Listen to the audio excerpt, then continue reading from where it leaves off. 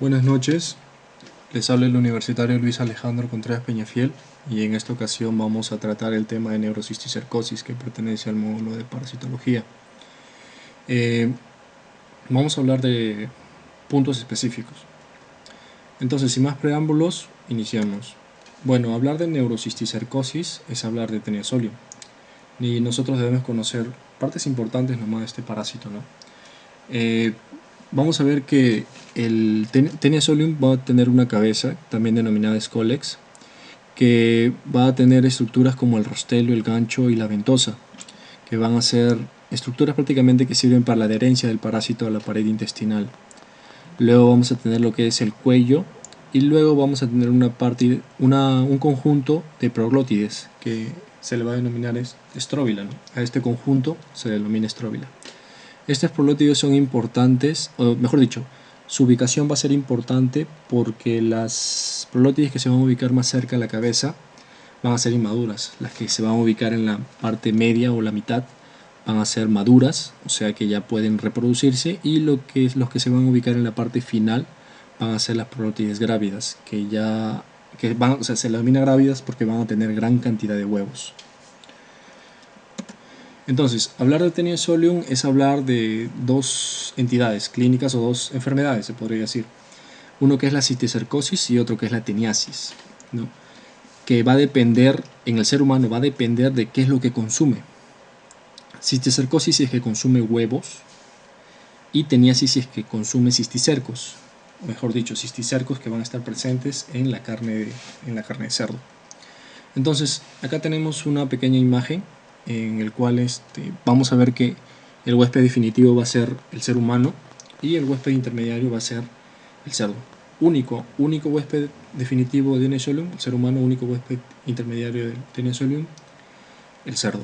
Entonces, vamos a ver que la persona con teniasis va a poder producir a otro ser o a otro animal solamente cisticercosis. O sea, si es el ser humano, cisticercosis humana; si es el cerdo, cisticercosis porcina. Pero el cerdo va a producir solamente al ser humano lo que es la teniasis, nada más. Entonces vemos que tenemos una persona con teniasis, infecta al cerdo con cisticercosis, y el cerdo infecta a lo que es el humano con teniasis. Entonces acá se cumple el ciclo. Mientras que si esta persona con teniasis infecta a otro ser humano, ahí acaba el ciclo. Se produce la cisticercosis humana y ahí acaba el ciclo. Entonces, la cisticercosis va a ser una infección tisular parasitaria producida por quistes de Teniasolium que pueden infectar cualquier tejido, ¿no? Sea en el sistema nervioso central, retina, músculo. Cabe recalcar que la neurocisticercosis es la causa más frecuente de epilepsia adquirida y que es la causa más frecuente de epilepsia de inicio tardío. Cuando digo inicio tardío, se refiere a pacientes que inician con su epilepsia, pacientes a partir de los 18 años, 20 años, a esa edad, ¿no? Entonces, a partir de esa edad. Entonces, acá tenemos un ciclo más especificado y vamos a hablar también de lo que son los factores de riesgo. En cuanto a los factores de riesgo, quería mencionarles que, bueno, mencionan varios, ¿no? Como es el inadecuado saneamiento, estar las personas en una zona endémica donde hay bastante de esta enfermedad de neurocisticercosis, la crianza o consumo seguido de lo que son cerdos, carne de cerdo, pero el principal factor de riesgo, el más importante, es la presencia en el entorno de un portador de Teniasolium. Ese es el principal factor de riesgo que puede haber en lo que es este tema, ¿no? Neurocisticercosis, que puede ser también motivo de pregunta. Entonces, nosotros, bueno, acá vamos a tener lo que es el ciclo, ¿no? Que va a estar un poquito más explicado, más especificado que el otro, en el cual se cumple lo que les decía, el ciclo, y acá termina lo que es el ciclo. Entonces de acá podemos sacar otra idea muy importante. Miren, empezamos desde la parte de abajo, donde vemos un huevo y una proglotide. Ahí tenemos la imagen, que es la forma diagnóstica, ¿no? Cómo se puede diagnosticar. Esta es una proglotide y este que es un huevo de Teniasolium. Entonces, este huevo Teniasolium, o este huevo o esta proglotide, va a infectar a lo que son los cerdos por las heces humanas, ¿no? Infecta lo que son los cerdos y va a haber huevos embrionados ya en el cerdo o proglótides grávidas en lo que es el cerdo. Entonces, en lo que es el intestino, las oncósferas van a eclosionar. Por lo tanto, esta fase larvaria ya va a entrar a lo que es la circulación, a la musculatura, a cualquier parte de lo que es este animal, el cerdo. Entonces, en lo que es el cerdo ya se produce o se transforma de oncósfera lo que son los cisticercos. Estos cisticercos ya van a tener presencia de lo que es el escólex, ¿no? Entonces, la carne de cerdo va a estar infectada por lo que es estos quistes. Entonces, el ser humano consume esta carne, que puede estar mal cocida, mal preparada, etc. Y este escólex ya puede adherirse a lo que es la pared intestinal de la persona. Y pasan 4 meses y ya se puede infectar ya este ser humano o esta persona a lo que son otros seres o otros humanos, ¿no? Entonces aquí se completaba el ciclo. Pero aquí vemos que el ser humano también puede producirse cisticercosis, como vimos en el esquema anterior, también puede hacer la cisticercosis. Por lo tanto, el ser humano que actuaría como un huésped intermediario. Entonces se produce igual, ¿no? Entran lo que son los huevos embrionados, las oncósferas también eclosionan y las larvas penetran en lo que es la pared intestinal por la circulación, y estos quistes o cisticercos se van a poder ubicar en cualquier lado de lo que es el cuerpo humano, principalmente músculos, retina, sistema nervioso central, etcétera, ¿no? Entonces, vamos a hablar, una vez que ya entendimos ya lo que es el ciclo, vamos a hablar acerca de lo que son las manifestaciones clínicas de lo que es la neurocisticercosis. Las manifestaciones clínicas van a depender del tipo de quiste. Ahora, vamos a ver que va a existir, o en lo que el documento que yo he tomado lo dividen en lo que son quistes intraparenquimales y extraparenquimales. Cuando es un quiste intraparenquimal, va a producir lo que, en orden de frecuencia, lo que es epilepsia, que en la mayoría de los casos es una epilepsia generalizada. Va a producir lo que es una cefalea intensa, que no va a ceder con los fármacos comunes. Puede haber también lo que es una focalización, y de manera más rara puede haber deterioro cognitivo, que pues se puede presentar como psicosis o demencia. Entonces, eso sería lo que son la parte de las manifestaciones clínicas y que el quiste es intraparenquimal. Si son extraparenquimales, vamos a ver que hay divisiones. Se puede dividir para más o menos especificar los síndromes clínicos, ¿no? Pero esto acá es lo más importante, que puede ubicarse en lo que es la parte ventricular o en la parte subaracnoidea. Y cuando se ubica en la parte subaracnoidea existe una entidad clínica o un tipo que va a ser la neurocisticercosis racemosa, que va a ser cuando estos quistes se ubican en lo que es la parte inferior o en la base del cráneo. Puede ubicarse en lo que es en la cisura de Silvio o en la parte media de lo que es la base del cráneo, que generalmente se le denomina como la entidad más fuerte o más grave de lo que es la neurocisticercosis. Entonces, cuando es extraparenquimal, puede producir hipertensión intracraneal, y esta puede producir hidrocefalia obstructiva de ventrículos.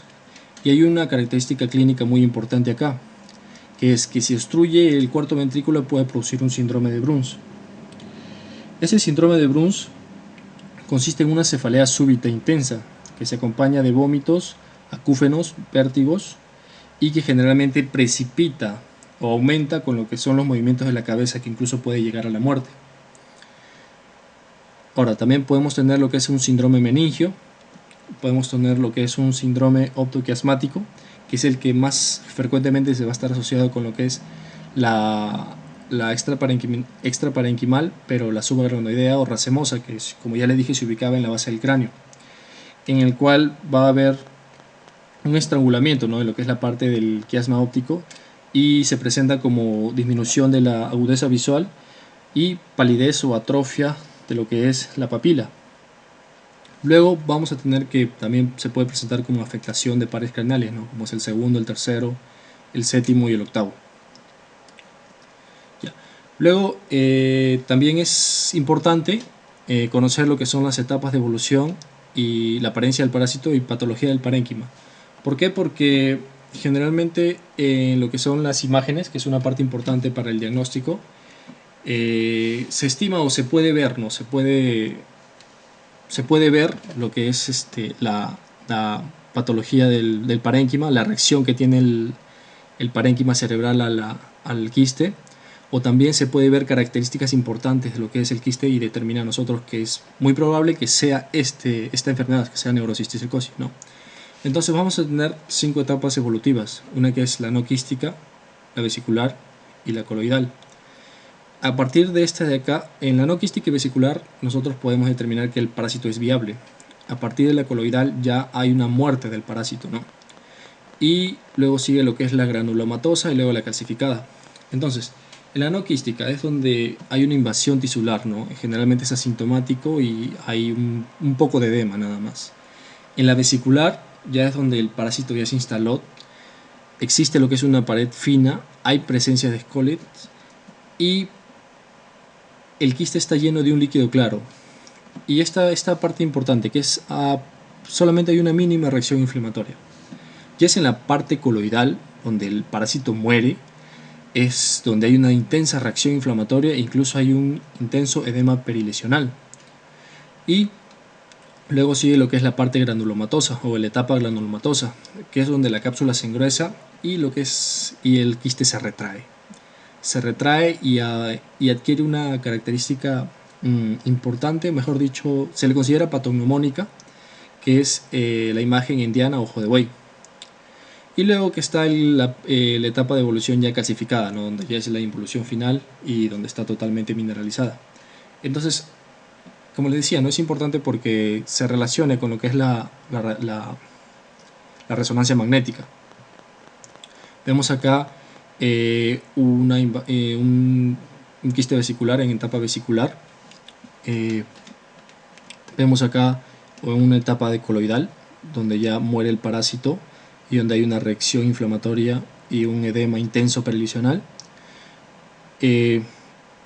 Vemos luego una etapa granulomatosa, en el cual ya toma este aspecto que es en diana o un ojo de buey, donde la cápsula se engruesa y hay retracción de lo que es el quiste.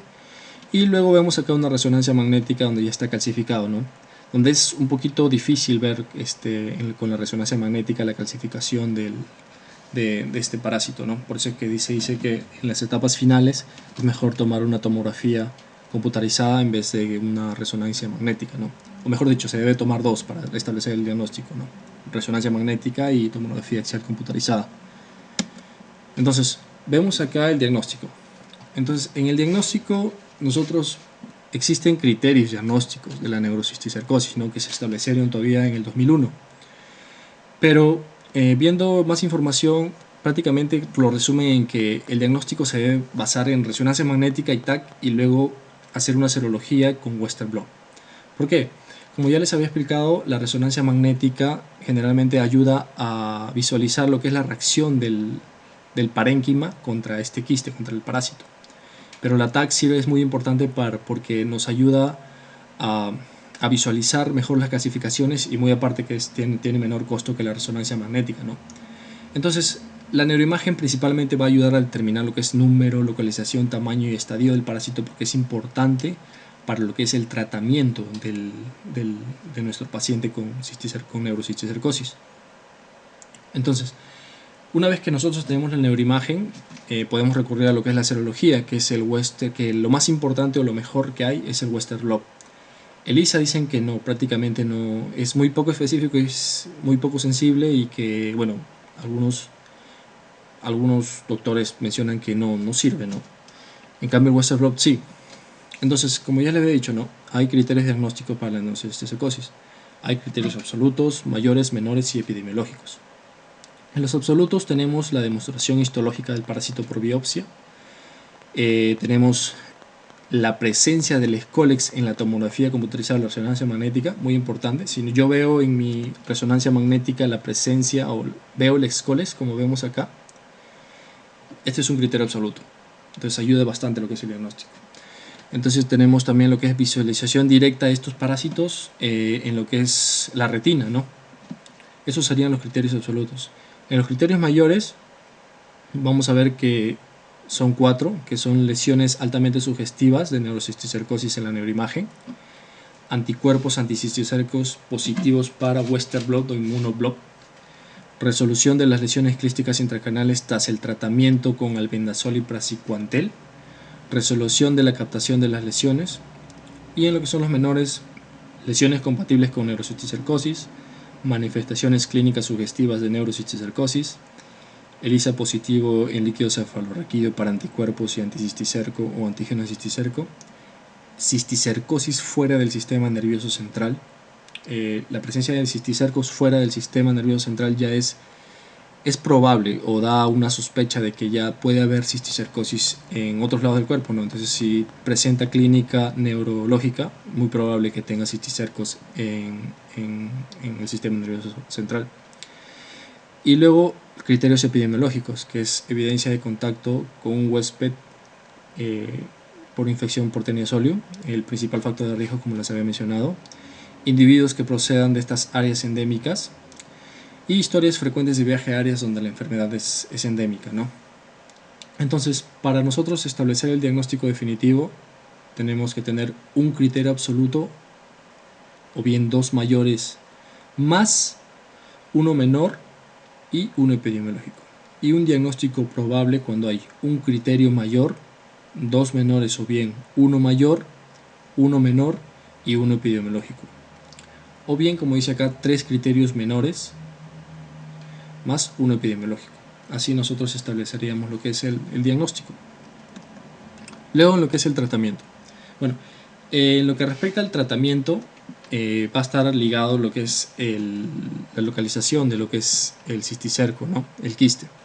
Entonces, como ya les había mencionado, ¿no? En un quiste viable, a partir de la segunda etapa para arriba, y cuando un quiste ya está degenerando, es a partir de la tercera etapa, en la coloidal, granulomatosa, y luego está por último la calcificada, ¿no? Entonces, en lo que es un quiste viable, va a haber diferencias en el tratamiento, cuando es uno solo o cuando es múltiple. ¿Por qué va a haber una diferencia? Porque cuando es múltiple, cuando nosotros le damos el tratamiento antiparasitario, es muy probable que haya una reacción. Y nosotros, para contrarrestar esa reacción, necesitamos el uso de lo que son esteroides, principalmente lo que es dexametasona. Entonces, bueno, acá vemos, ¿no? Cuando es un único parásito o un único quiste, damos lo que es albendazol, 15 miligramos por kilogramo por día, por una semana con esteroides. Cuando es múltiple, damos albendazol, 15 miligramos por kilogramo por día, más praziquantel, 50 miligramos por kilogramo por día, por 10 días, con esteroides. Disculpen. Y luego, cuando ya está en las etapas degenerativas, coloidal, granulomatosa, sea singular, sea uno, sea múltiple, albendazol. Albendazol 15 miligramos por kilogramo por día por una semana con esteroides. ¿Por qué se le da si ya está muerto, no? Bueno, en García menciona que se ha demostrado que el tratamiento con albendazol ya en esta etapa igualito genera beneficios en que no tiene complicaciones después, y no tiene alguna secuela. Incluso la sintomatología ya disminuye bastante lo que es la sintomatología del paciente, etcétera, ¿no? Entonces, eso es lo que es cuando es un quiste parenquimal. Luego, cuando es una neurocisticercosis extraparenquimatosa, vamos a ver, ¿no? Si es intraventricular, ya aplicamos lo que es la neuroendoscopía, ¿no? Luego, cuando es un quiste subaracnoideo, ya se utiliza lo que es albendazol, 15 miligramos por kilogramo por día, por un mes, con altas dosis de esteroides, ¿no?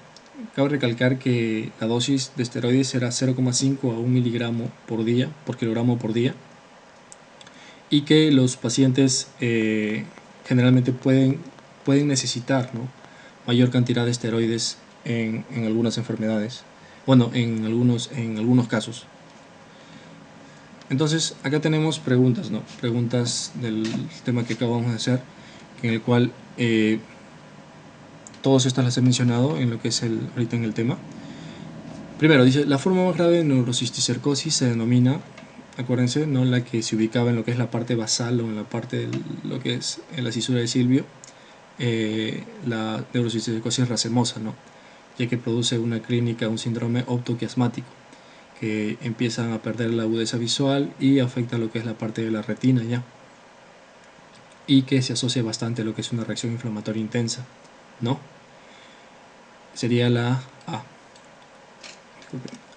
Luego tenemos dos. Los huevos evacuados del paciente con teniasis son infecciosos después de, que les dije yo, que inmediatamente después de que salen del hospedador definitivo, son infecciosos. O sea, prácticamente son infecciosos. Una vez que ya está la tenia es adulta, después de 4 meses de haberse infectado con cisticercos, ya la persona bota huevos infecciosos, proglótides o huevos infecciosos, inmediatamente.